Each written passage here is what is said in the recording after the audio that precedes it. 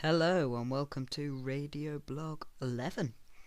Yeah, pretty eventful blog today.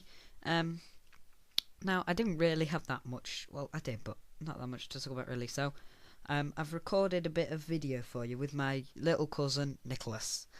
Yeah, he is 6 years old and you'll probably be seeing him in a lot of my future videos. So we'll cut to Southport Pier. Southport's where I live. Southport Pier with me and Nick in a minute. First I just want to do a few shout outs. Sama,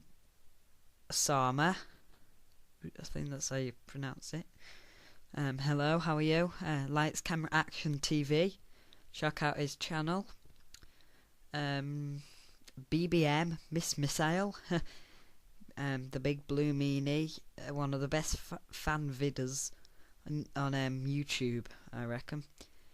Yeah, so hello, Big Blue Meanie.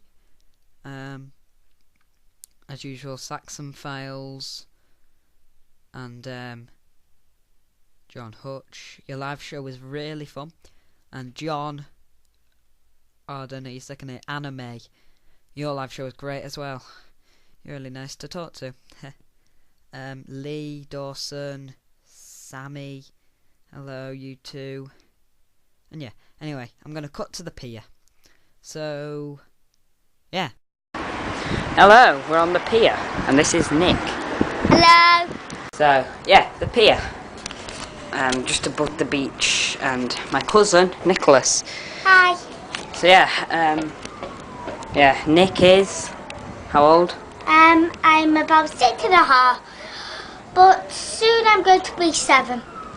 Well, I might be 6. You'll be 7. So there you go, and you'll probably see me and Nick in a lot of films together on my channel. So yeah, we're going to go down there. We then went to the penny arcade at the end of the pier.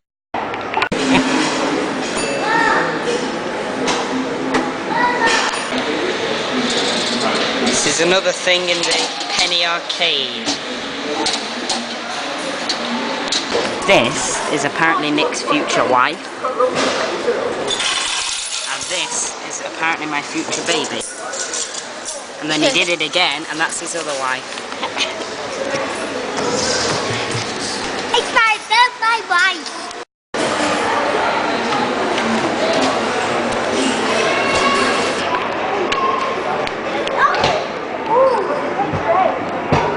Anyway, that's it now, so bye. Bye, YouTube. So yeah, quite a short piece there. It was mainly just to make the blog more interesting, to give you an insight into my life, and mainly to introduce Nick, who will hopefully be popping up on more of my videos. Anyway, now I'm going to do something that's going to be happening weekly on Radio Blog. Every week I'm going to read a part of a story by my friend Simon, aka Titus Caesar. It's a ghost story called The Heralds. So, yeah, I'll begin. That was a very poor translation indeed, Hall. You will stay behind this lesson and prepare 300 lines. But, sir, what about the cricket match? True, sir, he's our best bowler. Can't possibly leave him or we'll never— Silence! At once. My decision is final. The bell rang. All right, you all may go. You, Hall, will remain here. So I found myself in that vast, cold schoolroom alone with that despicable Mr. Thomas, the whole form having departed to play against Wickham School. And it was true I was their best bowler, and probably one of the most daring players in our team. With resent I looked up at Mr. Thomas. His usual disapproving expression was clearly marked on his face as he sat at his desk a few metres away from me. Well, get on with it, he barked at me. Thus I embarked on that tedious journey of having to translate those interminably impossible passages from some speech by Cicero. Can't recall exactly which one it was, but I remember feeling very tired, drowsy, and most of all full of anger at being left behind. My last memory was of Mr. Thomas busily writing as I looked up from my textbook, and suddenly I found myself waking up with a start, expecting to be scolded for slackness, but to my surprise, he wasn't there. How odd, I thought. Even if he had to leave the room, he would never left me to doze off like that. His books, notepads and such were still there. I glanced up at the clock. 10 p.m. Oh no. I shouted as I jumped to my feet. I missed dinner. But why has nobody called me, and where on earth is Mr. Thomas? From the floor above, a melancholy voice of a boy roused my attention. First I was relieved to know I was not alone, but then, taking into account of the time, I thought it rather odd that there should be someone else in the main school building. At 10 p.m. rather, one will be in one's house under the reassuring presence of dame or housemaster. I listened closer. He was reading aloud while coughing and sniffing as one would whilst crying. I remember feeling pity for him. He really sounded so miserable, and feeling rather uneasy at being by myself. I made up my mind to go and see who it was. Perhaps we could reassure with each other.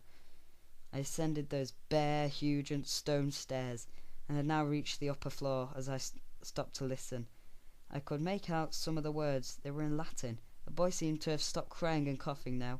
He was reciting some sort of poem with what I thought was a beautiful voice, intonation, and rhythm. It was a warm, resounding voice of a boy about the same age, it seemed, but as I was now not far from it, I could hear that it had a certain delivery and articulation that did not sound at all of someone of my generation. There was something archaic and dated about the accent and all the way he was reciting, not at all the way to which we were accustomed. One thing was certain, however.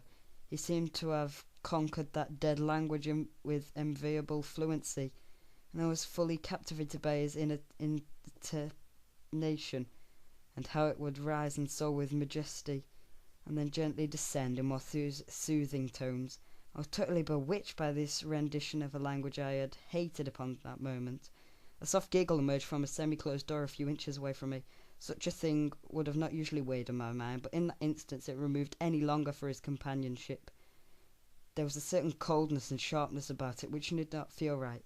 I felt I wanted to leave and run to my dormitory. I could picture the 5-minute walk to my house where I would be in the comforting presence of other boys, returned from their match, and most especially of dame or housemaster.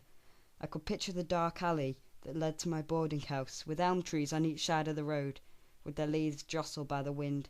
I felt my whole body was geared up towards the most speedy of escapes, but I found I could not move. So yeah, that's it. It really is an amazing story. Yeah, I'll be reading the next bit next week. Anyway, that's the end of the blog now. Thanks for tuning in and listening. And yeah, take care of yourselves. And yeah, bye.